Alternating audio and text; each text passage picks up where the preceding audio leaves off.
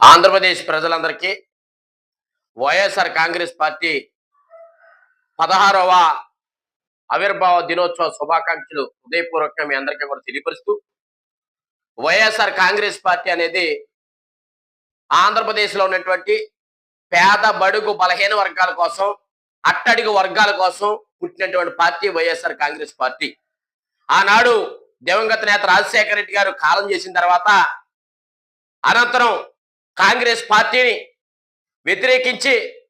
నేను ప్రజల కోసం నిలబడాలి, ఆంధ్రప్రదేశ్ రాష్ట్రంలో బడుగు బలహీన వర్గాలు పేద వర్గాలు ఉన్నారు,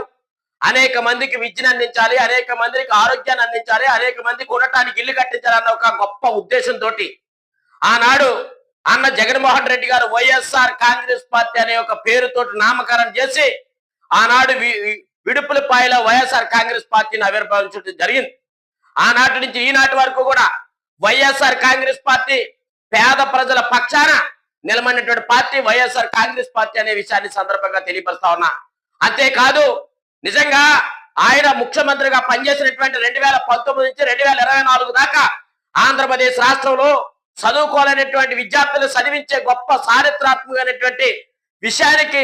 మార్పు తీసుకొచ్చినటువంటి వ్యక్తి జగన్మోహన్ రెడ్డి గారు అనే విషయాన్ని మీ అందరికీ కూడా తెలియపరుస్తా ఉన్నా. అంతేకాదు, ఉండటానికి ఇల్లు లేక డ్రైనేజీల పక్కన, కాలగొట్ల పక్కన, అద్దెలలో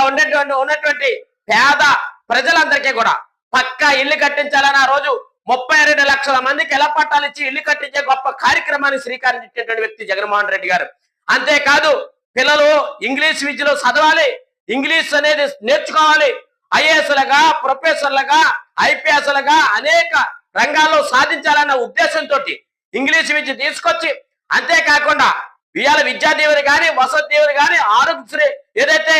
అమ్మఒడి కానీ ఇలాంటి అనేక పథకాలు తీసుకొచ్చి పేద పిల్లల్ని కాపాడినటువంటి వ్యక్తి అన్న జగన్మోహన్ రెడ్డి గారు వైఎస్ఆర్ కాంగ్రెస్ పార్టీ అనే విషయాన్ని కూడా మీ అందరికీ కూడా తెలియపరుస్తూ, ఈ సందర్భంగా వైఎస్ఆర్ కాంగ్రెస్ పార్టీ 16వ దినోత్సవ సందర్భంగా, ఆవిర్భావ దినోత్సవ సందర్భంగా మీ అందరికీ కూడా పేరు పేరున వైఎస్ఆర్ కాంగ్రెస్ పార్టీ పక్షాన మీ అందరికీ కూడా హృదయపూర్వక శుభాకాంక్షలు తెలియజేస్తూ సెలవు తీసుకుంటా ఉన్నా. మీ పెండ్ర వీరన్న.